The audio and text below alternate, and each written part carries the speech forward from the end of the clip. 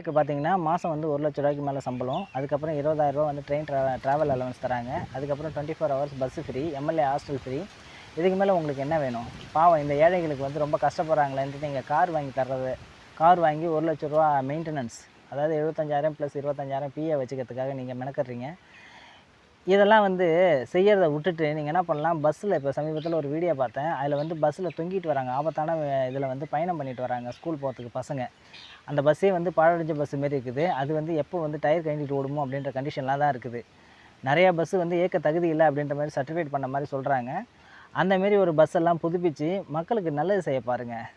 இந்தமாரி எம்எல்ஏ தாஜா பண்ணுற வேலையெல்லாம் விட்டுட்டு, ஆட்சி கவுந்துருமோன்ற பயத்தை விட்டுட்டு, இருக்கிறது ஒரு நாளாக இருந்தாலும் நல்லபடியாக வந்து ஒரு நல்லாட்சியை கொடுங்க.